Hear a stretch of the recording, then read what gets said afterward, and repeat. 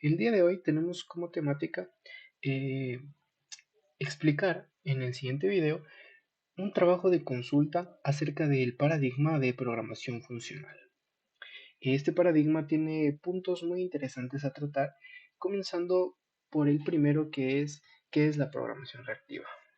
Como he mencionado antes, esta programación es un nuevo paradigma, así como el paradigma orientado a objetos, como el paradigma funcional.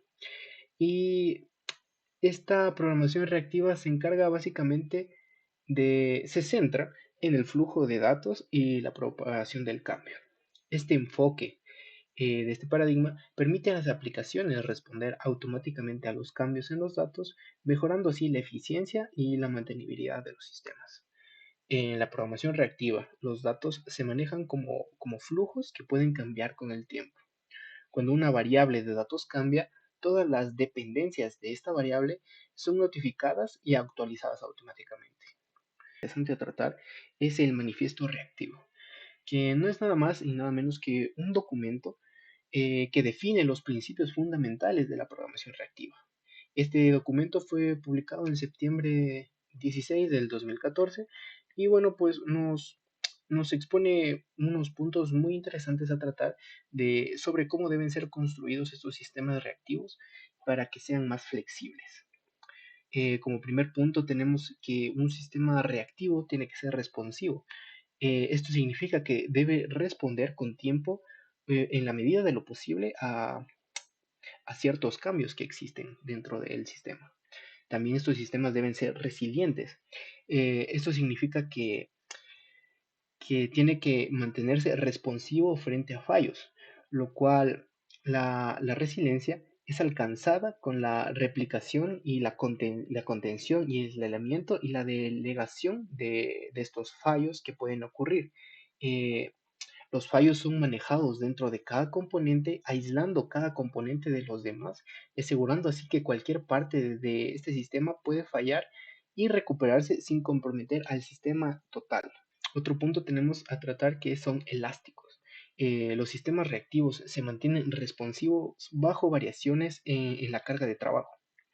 Los sistemas tienen que ser orientados a mensajes, ya que los sistemas reactivos confían en el intercambio de mensajes asíncrono para establecer fronteras entre componentes, lo que asegura un bajo acoplamiento, aislamiento y transparencia de ubicación.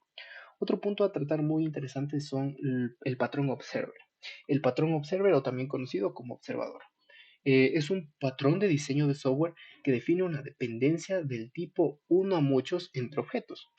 Esto quiere decir que cuando un objeto cambia su estado, notifica este cambio a todos los objetos dependientes de este. El patrón observer se clasifica dentro de los patrones de comportamiento. Este patrón también se basa en la idea de un objeto conocido como el sujeto observable o simplemente el sujeto. Mantiene una lista de observadores que desean ser informados sobre cualquier cambio en su estado. Cuando el sujeto cambia, notifica inmediatamente a todos los observadores registrados y los proporciona los detalles necesarios para que puedan actualizar su estado o realizar cualquier acción necesaria en función de la notificación recibida. También como cualquier otro paradigma de programación, contiene sus ventajas y desventajas. En este, en este caso tenemos que, como ventaja, que mejoran la capacidad de respuesta. Esto quiere decir que permite una comunicación más eficiente y una gestión óptima de los datos, lo que se traduce en una mayor capacidad de respuesta de las aplicaciones, lo cual es muy conveniente en nuestros sistemas. También nos proporciona una escalabilidad. Esto quiere decir que se adapta bien a entornos con demandas cambiantes y de alta concurrencia. Permite escalar vertical y horizontalmente.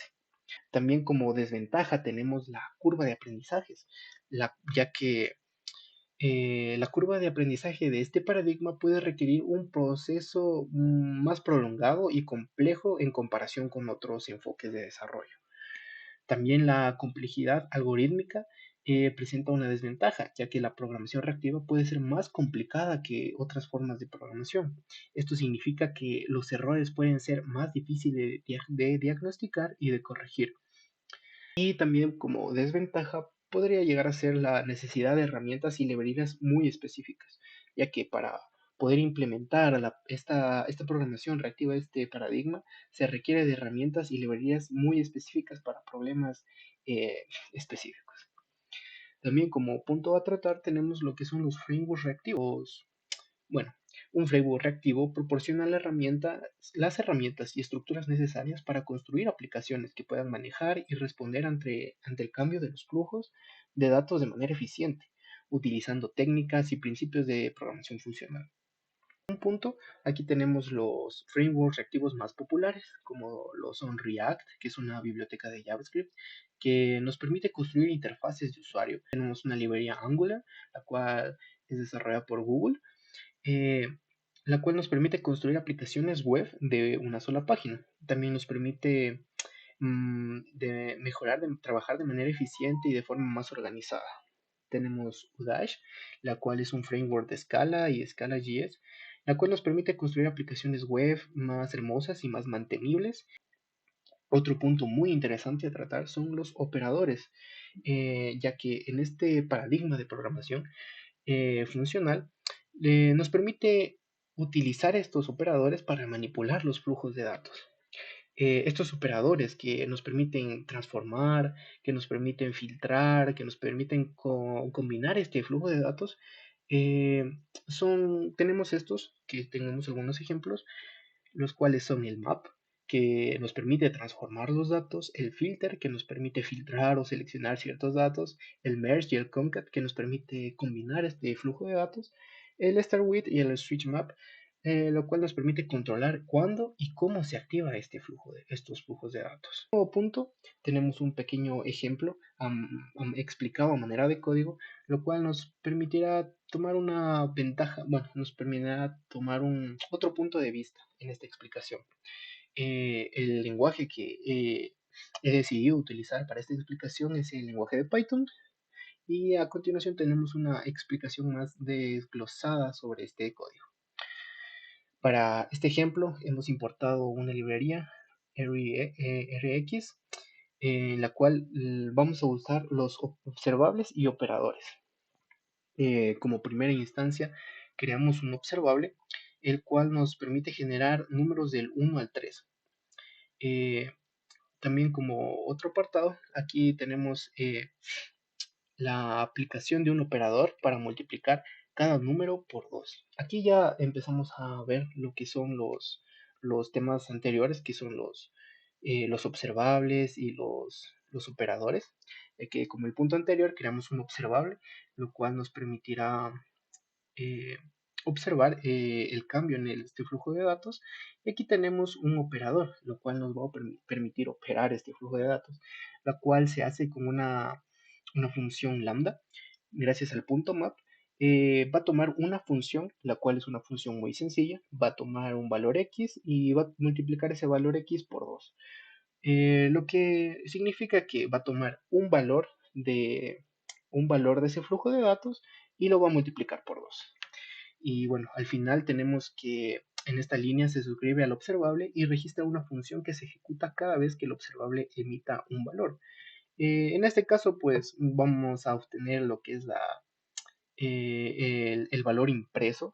Por ejemplo, tenemos aquí el flujo de datos. En el flujo de datos tenemos el 1, que lo va a multiplicar por 2. Vamos a obtener el valor impreso 2. Va a multiplicar el 2 por 2, 4. Y así sucesivamente. Y bueno, esto sería toda mi explicación sobre la consulta de el paradigma de la programación reactiva.